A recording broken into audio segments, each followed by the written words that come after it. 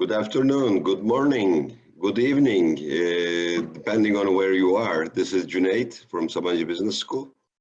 And it's great to have such a large crowd gathering together around the globe to run the EMBA Consortium 2020.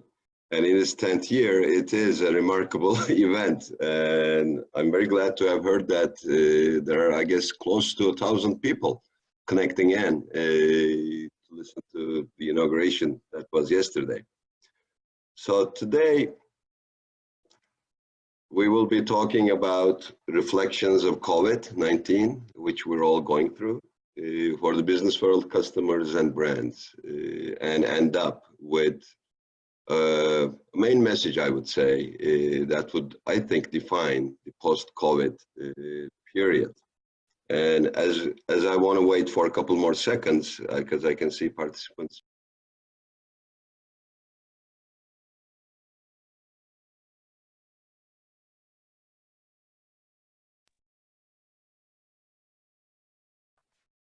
So, wow, it's like drops, one after the other. This is fantastic. In a regular classroom, you cannot get a hold of the exact number of people that are entering into the classroom physically. You can't count them one by one, but here it's just automatic. COVID has taught us so many things, just reminding us that there is no end to learning. And I hope we'll have a nice session together within the next 40-45 minutes or so. During my presentation, obviously there's a lot of things to talk about. I just tried to compile a summary, a tour of the horizon, so to speak, of the impact of COVID and implications for the future. But if you have any questions or comments that you want to contribute with, please write it in chat. My assistants will be helping me out so that we don't miss out any question or comment. We'll try to make the best use of the time, basically.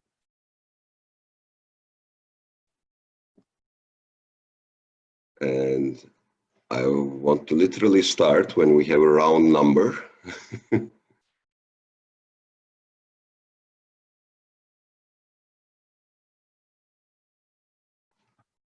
we're almost there.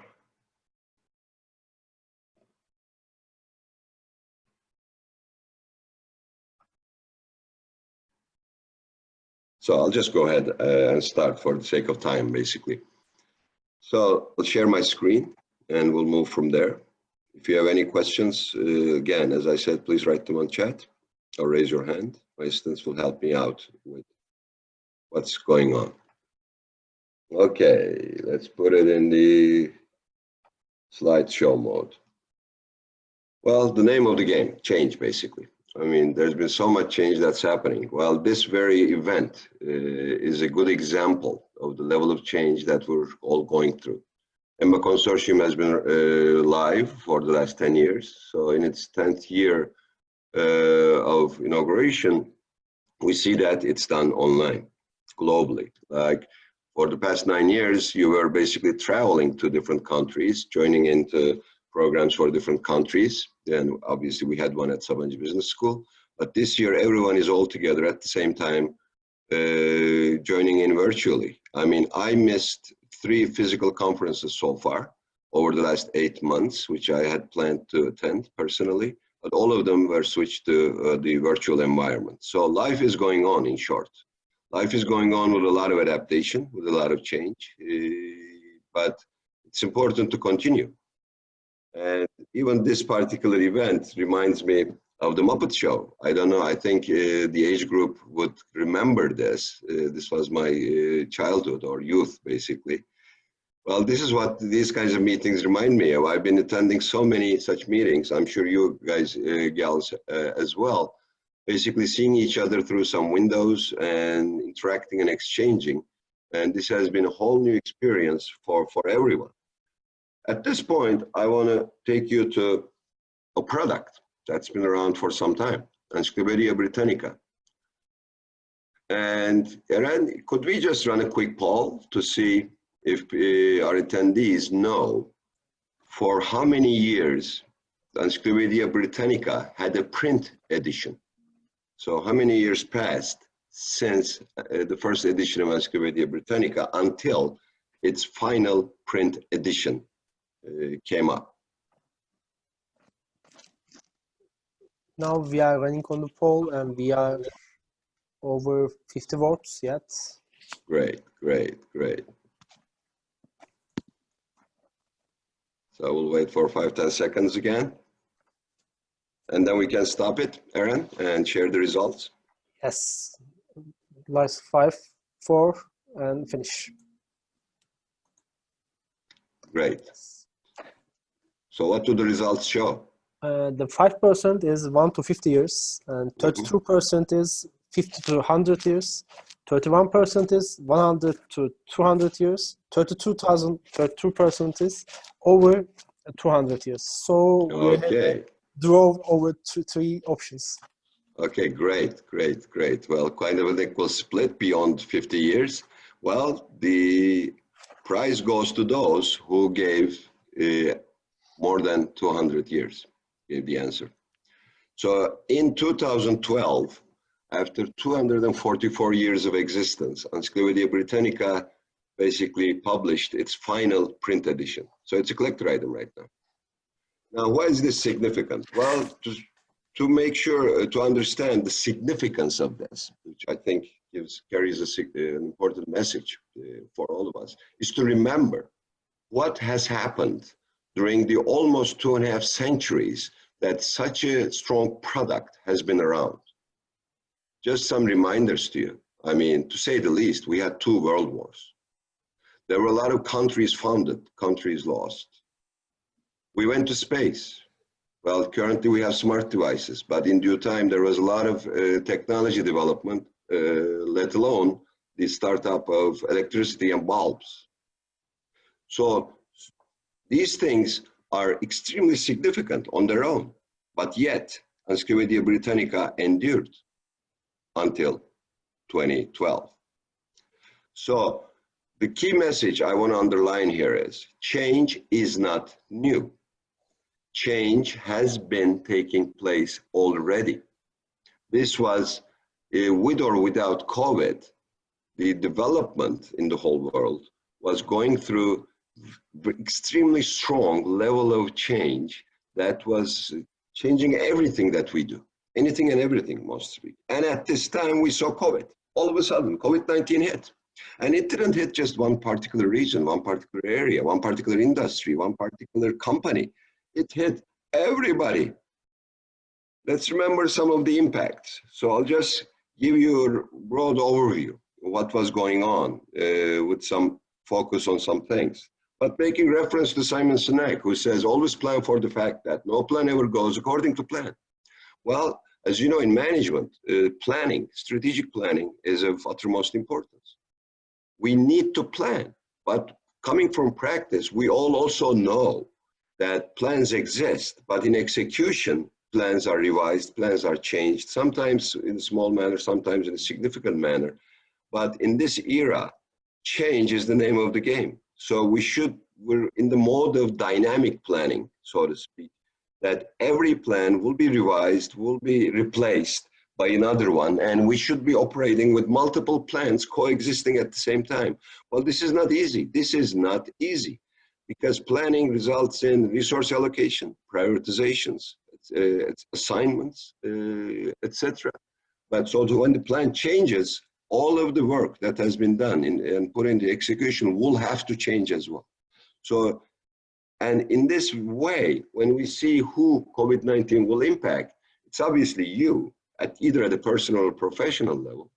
It's your client, obviously, but your clients are affected as well. But you will only know those that are impacted if you have direct relationship with them, if you hear about them, okay, or if you see them. But in essence, every circular representation here has its own ecosystem of relationships. So there are some blind spots actually that you don't see, but who are also impacted.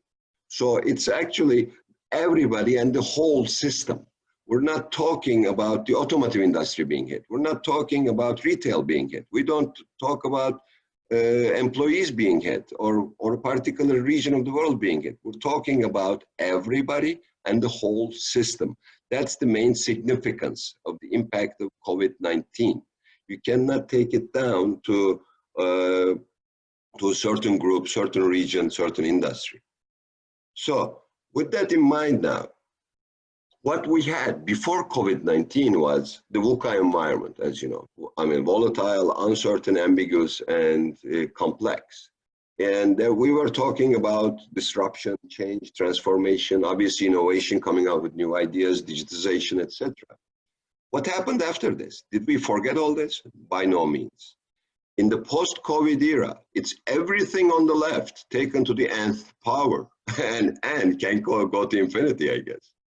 But beyond that, as a result of this, as a reflection of this, what we're already seeing and will be seeing more of is that there is a new business order. New business models are popping up. There is new type of customer consumer behavior, and the relevance and importance of purpose and meaning and the need for sustainability, the level of awareness about these things and prioritizations, project initiative prioritizations across these things will become of paramount importance. Let's see a couple of examples just to remind you. Well, in February, the New York Times article said that Apple cut its sales forecast for 2020 because of the disruption that was happening in China, where the pandemic had actually started. So right in the beginning of the year, imagine this. I mean, you have planned everything, it's gone through board approvals, and the investors have taken their stances, etc. And all of a sudden, you have to announce that you're cutting your sales forecast for the whole year. Well, later on, in May, we saw Neiman Marcus, which is one of the exemplar department stores, high-end department stores in the US, filed for bankruptcy. Wow, that was not accepted. Well, on May 15, JCPenney filed for bankruptcy. I mean, JCPenney is iconic for the US market in particular. It's almost 120-year-old department store. And it's basically filed for bankruptcy. So that was the level of impact.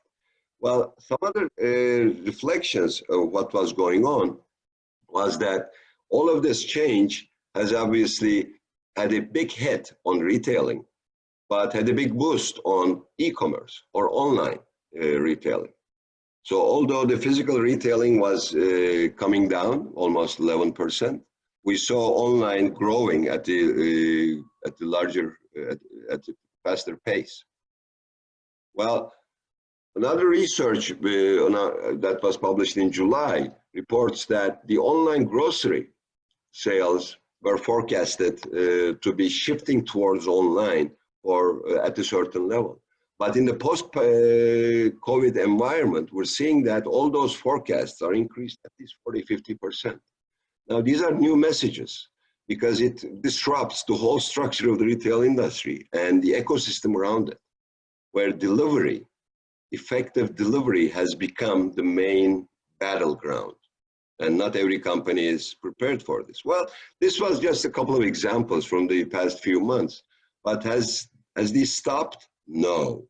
Flux in retail continues. This is just a summary of 4 pieces of information from the same day. That's September 10th. That's 4 days ago. So flux in retail continues. Now, it was confirmed that JCPenney is getting into a deal, almost $2 billion, to sell all its retail operating assets to get out of the bankruptcy. Century 21 just announced that it's going out of business, the iconic New York retailer. GameStop, well, they announced that they will be closing more shops. But at the same time, J.Crew, which had filed for bankruptcy, is exiting bankruptcy. So these are such strong moves that is expected to continue as we speak, that we will probably see a new lineup of companies or structures when everything comes into the steady state. What were company reactions? Let's just remember a couple of things. I pulled out Amazon, for instance. I mean, since March up until today, we saw Amazon was very active in its communicative efforts, in its communication on what it was doing, how it was receiving the pandemic, and how it was reaching out or helping out or continuing with its operation. The initial concern was mostly on the health and safety, both in the stores and the communities and employees as well as customers, obviously. And if we look at it as a whole, we can compile the activities as, in addition to the safety measures taken, that a lot of donations were made, helping businesses and food banks, at the same time continuing with new product improvements, employer branding, taking care of their employees, helping their employees, introducing virtual learning solutions to continue with their training efforts, supported schools, and did a lot of things on sustainability related initiatives. Now, Amazon was not alone in what it was doing. So we saw many companies reaching out to their customers or supporting their suppliers, supporting their customers. And if we look into that, again, another group of companies, some from the tourism industry and some consumer electronics, the CEOs of these large corporations wrote out letters, individual letters to their customers, trying to connect with them, saying that they're not alone, that the company is there, that they'll take care of it, and they'll do whatever it takes to make sure that the services continue. Well, then we saw many examples where suppliers were supported, or contractors were supported, or customers were supported, or employees were supported. Like this COVID era obviously led to a lot of anxiety in regards to job security, because I mean, businesses were coming down, so revenues were coming down. So personnel planning was done, obviously, according to some, based on some revenue growths or revenue results. So companies were also stuck. But what will they do? Will they lay off? Will they go do furlough? Or what? Well, in that kind of environment, we saw a number of companies, Morgan Stanley is one of them, that basically announced that no one will be laid off, that their jobs are secure for the year. Now, this was a very significant message to all of the employees, because the pandemic is not a business problem. Pandemic is a human problem. It's a problem that affects everybody, regardless of the level in the hierarchy or position in the society or role in the industry. It's impacting everybody. And it comes down to the basics. It's about health. It's about safety. So it's like the lowest level in Maslow's hierarchy of needs, right? Food, shelter, and security. So people want to make sure they have food. They are able to buy food, which means they need a job, obviously, or support financially, and be secure in terms of their health. And we saw companies, for instance, changing their payment terms to their suppliers. Now, that was also very interesting, because typically, based on the contracts, obviously, payment terms are defined. And a customer does not pay before the term hits. But during the pandemic, we saw that grocery chains, for instance, paid their suppliers before the terms of payment actually was there. So that's an example of supporting this ecosystem or the supply chain, so that the system doesn't break down. So everybody we saw that tried to put their hands under the stone, so to speak, to make sure that they were doing what they needed.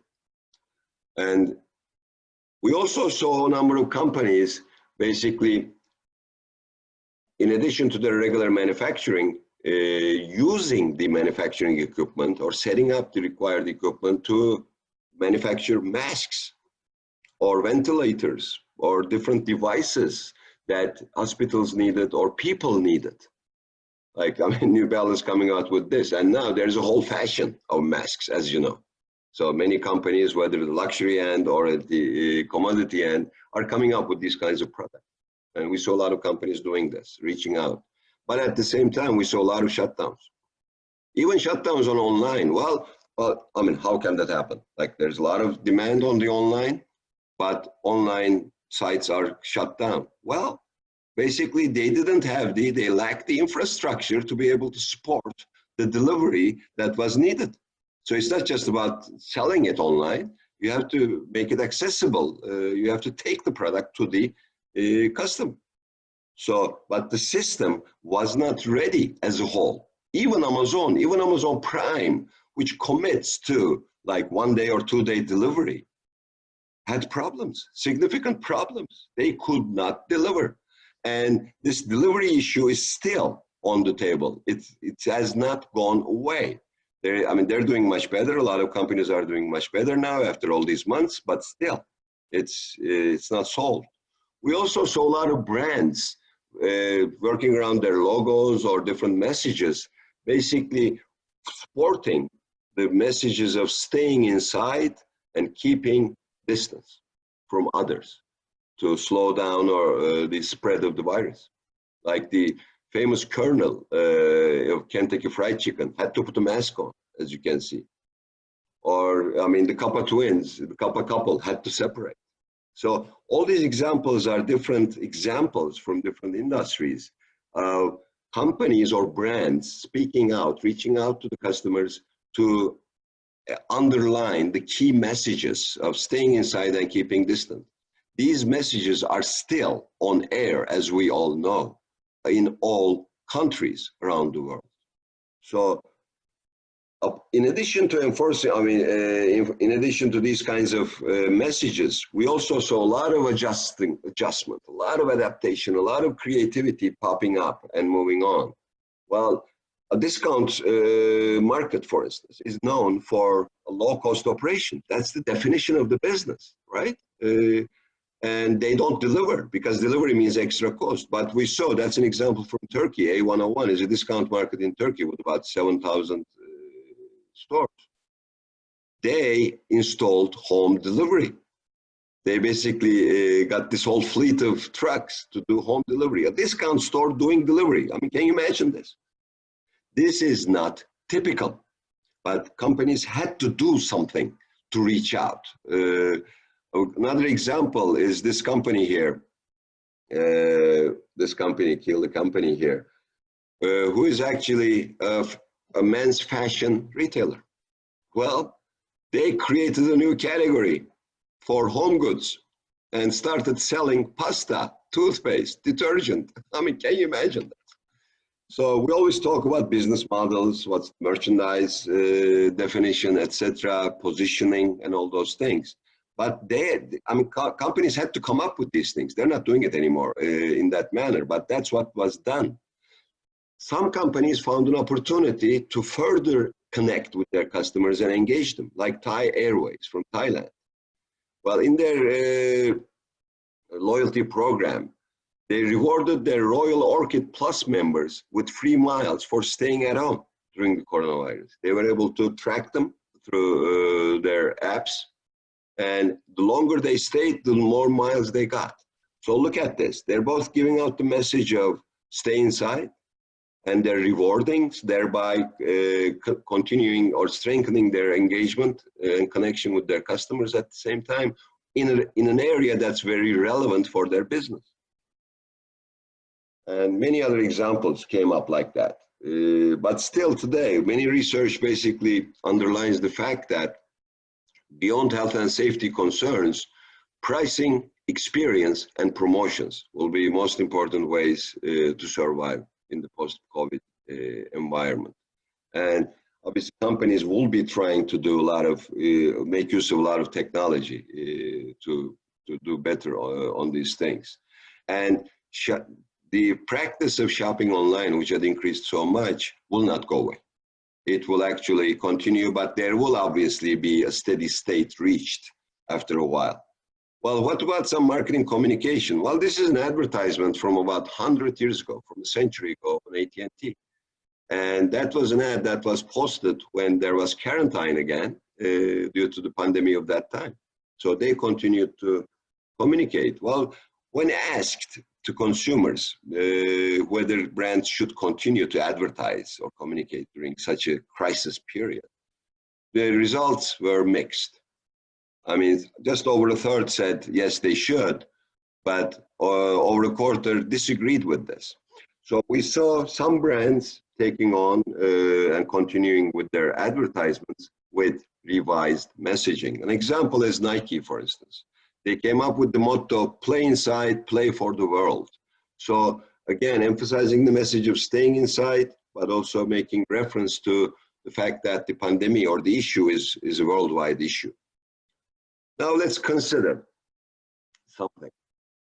Again, I'll show you two maps, and then I'll ask you, Eren, I'll request from you to run a very quick poll again. And the question will be, which map is right? That's map of the world. That's also a map of the world. Question is, which one is the correct one? And the poll has started.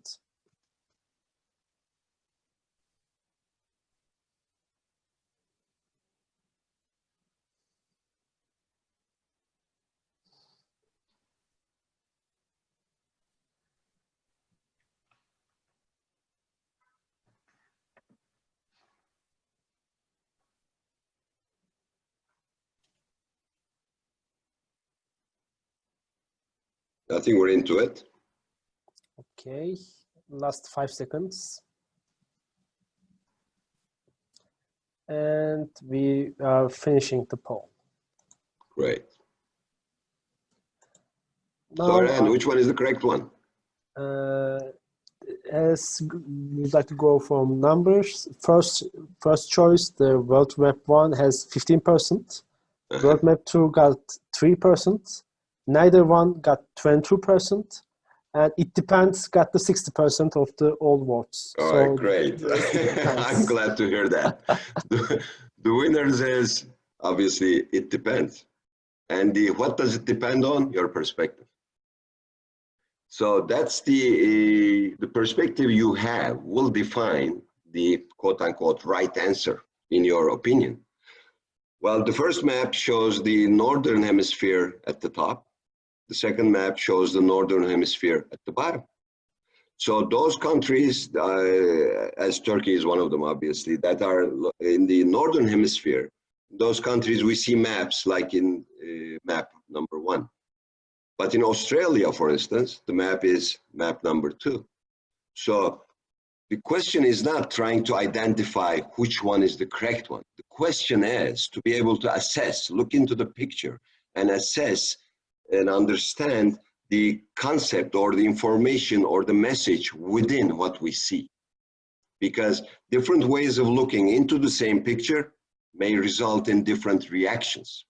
So where the incident is the same, the world COVID-19 is a single incident, but how people react to it or the impact of it to different kinds of industries, geographies, countries, people, etc., will be different depending on which perspective they're reflecting from. So the key question is, from whose perspective can we look into the impact of COVID-19? And obviously, I can come up with a big list, but to say the least, obviously, different industries had different perspectives. Like the airline industry, by definition, I mean, travel stopped. There were bans, right? Travel bans. So when the airline industry was going down, the logistics delivery industry was going up. So depending on which industry you are, the pandemic actually created a significant crisis, detrimental crisis, and for some other industries, it created a lot of opportunities. So it was both things happening at the same time, depending on where you stood. The customer perspective, the brand perspective, employee perspective. I mean, companies, businesses were at the risk of shutting down. So that was the perspective of the business, the employer. So they wanted to continue to sustain. But the employees, I mean, they were concerned about, I mean, will I get my salary this month? Will I be laid off? So concerns or reactions or types of behavior that were triggered changed. But the incident that created everything was the same incident. I mean, John Kennedy has made a statement back in the past, making reference to the Chinese proverb that danger and opportunity may coexist in the same incident. And Kennedy says, in a crisis, beware of the danger, but recognize the opportunity. Well, were there opportunities? Yes, there were some at the same time. We all know about the dangers. We all know about the bad things that have been happening. But on the change and opportunity side, we saw significant change in the pre-pandemic versus post-pandemic spending behavior of customers. While clothing being at 43% before COVID dropped down to 21%, and it's not even in the top 5. On the other hand, cleaning supplies, hygiene, those kinds of things were on the rise. Or as people were kept at home or had to stay at home, they had to find different ways, like technological equipment purchasing obviously went up. Everyone needed smart devices, or different hobby types of products. I mean, garden products for those that had a garden, obviously, or working out kinds of equipment. We saw baking, cooking types of utensils or equipment. So different types of products were on the rise. There was one guy who had made a very clever decision, I guess, and his name is Jude Bricker. He is the CEO of Sun Country Airlines. He had made an agreement with Amazon back in December to be the cargo flying partner for Amazon Air brand. Well, as passenger flying sank, at the same time, cargo flying grew. So it turned out for him that COVID created an environment that basically underlined what a great timing and what a great decision he had made by partnering with Amazon on cargo flights.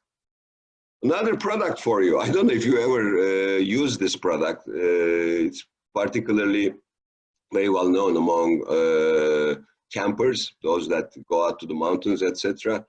It's a disposable urinal backpacks. Okay, it's a very niche product, obviously. Unless you're a hiker, mountaineer, etc., you may not know about this product. But during COVID, people scrambled to buy these products in order to avoid public restrooms. Oh, look at that! It's an opportunity. Yeah? Now, an example from Turkey.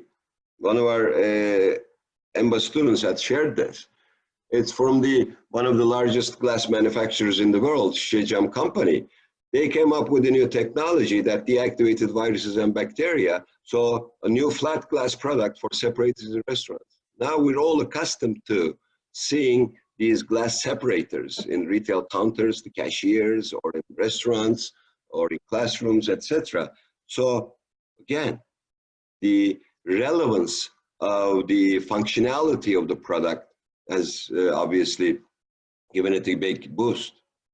Well, last example, obviously, in June, in a mall in Florida, there was a new pop-up store that was set up called COVID-19 Essentials. Look at this. I mean, a crisis creating its own market. So it's a full store. And you can buy masks, and you can buy all kinds of masks and different sanitizers, different pieces of equipment that would help you out. So what's next? Well, after this brief overview, what has been going on the next step, obviously, the agenda is going to change. And as in this cartoon, I mean, it would go beyond the borders. That's what the expectation is. And as far as the new consumer is concerned, we already knew that, especially the younger generation was looking for these six-figure incomes, wearing a t-shirt and sweatpants. Well, that's still there. They're still there. And so is the importance of online connectivity and communication through online in various ways. But what we need to recognize in the post-COVID era, that people, we, us, every one of us, basically went through possibly different periods in our reactions to the COVID. The very initial reaction of many people that I was also able to observe, I'm sure if you look into your own families, you'll also see that people were afraid. Fear was of uttermost significance at the outset. So people rushed to the stores. They fought over toilet paper. They were very concerned. They were fearful of their future. They were fearful they were going to be laid off. So that period where the mind basically focuses on fear and protection, trying to protect himself, herself, or the family or the environment, was of uttermost importance. Once that fear kind of subdued, then will begin to move to the learning mode. Like, what should I be doing now? Now, given that the pandemic has been around for, 8-9 months now, and is expected to be around for some time more, so people realize that they better have to learn, that they cannot sustain their lives being afraid of things, continuing to be afraid of things. And next will be the growth zone, where sensitivity on caring for others, or helping others, or making the talents or competencies available to others, or being more empathetic. Those kinds of things are expected to be coming more to the surface, and which will open up new types of behavior, both at the professional level and at the personal level. Well, a very clear reflection of what was going on, obviously, was office-free work. I mean, working from a distance. Well, we're still doing it, right? I just heard American Express has announced that they will continue to work from distance until June next year. Well, I mean, so it's here. But this working from home of this kind of, with this kind of an environment, distance working, which was triggered by the COVID-19 pandemic, the concept of working from distance is not new. And there were technological developments that were taking place already. Let's see an example from 2 weeks ago, where company basically shared their new distance working model, where someone sitting at home will actually be physically controlling a robot to put products, place products on the shelves. Let's see what this can be about. So I'll switch screens so that we can go back to it. And after we have finished the video, we will have around 7 minutes remaining. So okay, maybe questions can be asked. So that guy with his VR equipment is at a place and basically controlling the robot you see on the left, where he picks up or makes him pick up a bottle and place it on the shelf.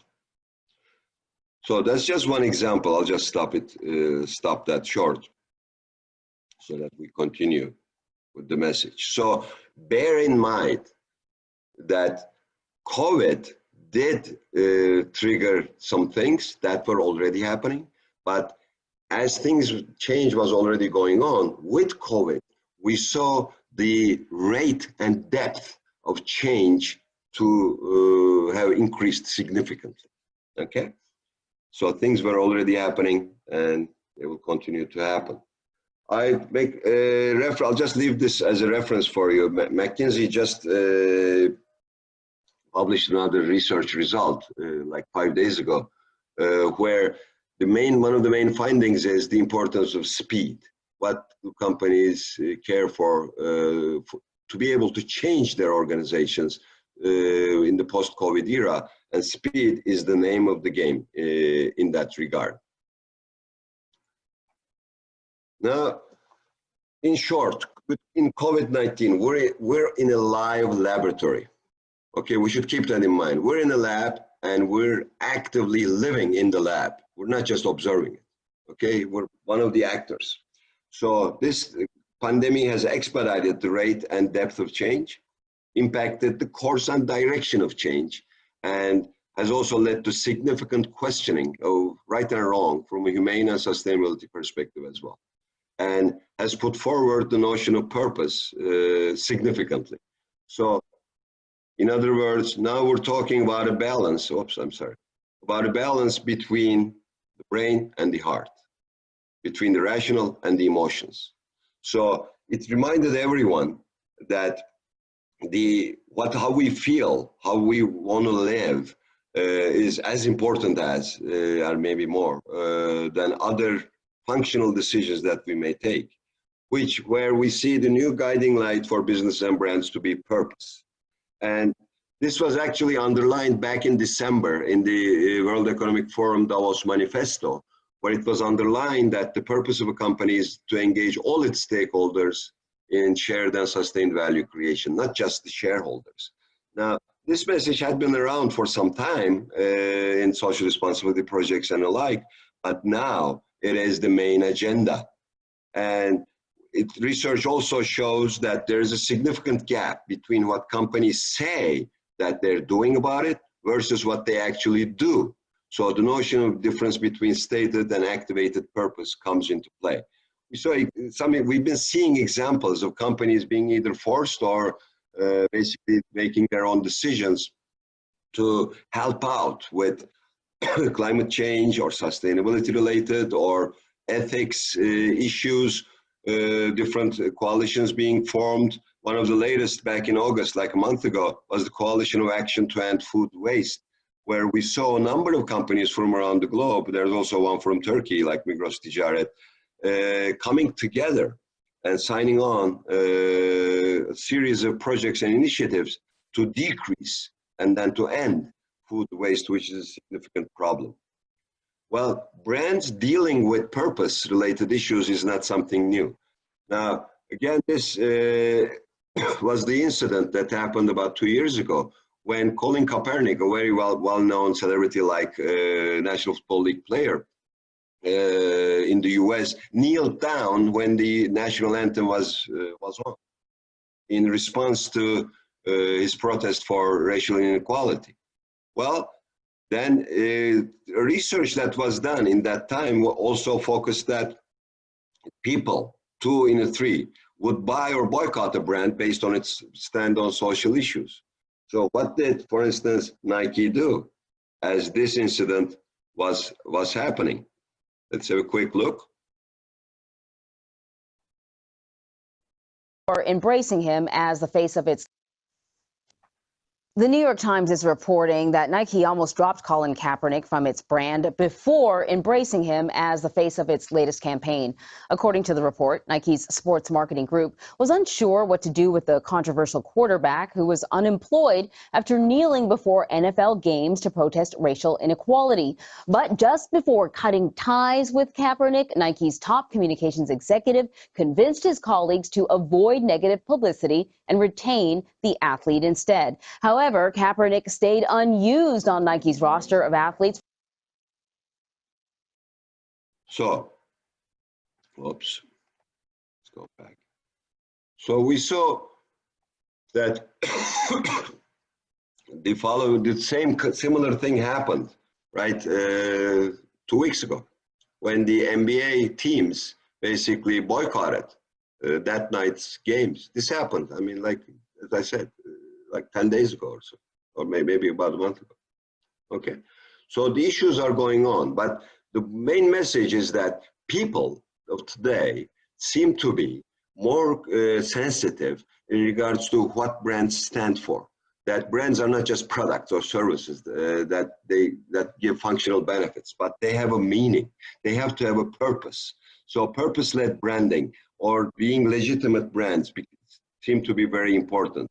The notion of legislative brands comes in at this point, that brands doing something more than just creating awareness. And we've seen CEOs basically making notes on this, like Kenneth Fraser from Merck, or we see Unilever CEO just coming up and saying that they will just be focusing on brands and businesses that will tie to their purpose of sustainability in that regard. And some old brands in the US are changing their logos because they were based on racial stereotype. And just 2 days ago, another company basically underlined that they will be hiring more Black employees and they'll be spending more effort in terms of their diversity. So things happen no matter what. And this time something extremely big happened. And in such a crisis, it's the response that counts, not the event itself. So you should be able to assess very well, what do you do, when do you do it, where do you do it, how do you do it, and why do you do it? That will be the essence of your response and tied into your purpose. And you better be good at it because you're tracked. This is a website that's tracking the companies and public figures in terms of their actions during the pandemic. And now they've included Black Lives Matter and LGBTQ rights assessment as well. And that's their leaderboard a couple of days ago. So we're seeing that things are happening from all around. And hence purpose, definition, prioritization, focusing, practicing, communicating gives us a big opportunity for brand value. And purpose practiced with agility, flexibility, creativity, sincerity, sensitivity, empathy, and sustainability and perseverance. Thank you, everyone. I think we have fall from live, I think, but we can go with questions if it would be more appropriate. Remember, yes. Learning. And One of the questions are, how do small companies have an advantage in terms of reinventing themselves compared to the large companies? Can you repeat the question in terms of? How do small Actually, okay, companies? I got it. Well, small companies actually have a bigger advantage because they're smaller, they're more flexible, they're more agile. They would be expected to be. They would be lacking maybe the resources that are needed. But today, it's not the resources, it's the flexibility and agility, and coming up with innovative business models is the name of the game. So they're conceptually, small companies may be at a significant advantage, and that's why large companies are going after startups or small companies to be able to detect those that have big potentials. And Hocam, another question is, in your opinion, which marketing strategies are essential for companies on post-pandemic world? Which marketing strategies? I mean, obviously, customer-oriented ones, to say the least. But it's important to recognize that for the customers, more and more, it will not be the functional benefits that will be of uttermost importance. It will go beyond that. Those that will invest and sincerely communicate on and deliver on purpose-related stuff will be will have a greater chance. So they should know and explicitly communicate what they stand for, and which should be relevant to people. And this was also another answer to another question. What would you say would be the most important thing that the companies will have to change after COVID? And I think this would be a good answer. And last question. Yeah. Sorry to interrupt. Last question would be, what do you project the impact of these new products from companies capitalizing on these opportunities will have on the environment, especially those manufactured from non-sustainable materials? So should we have a trade-off between climate change or for the short term win?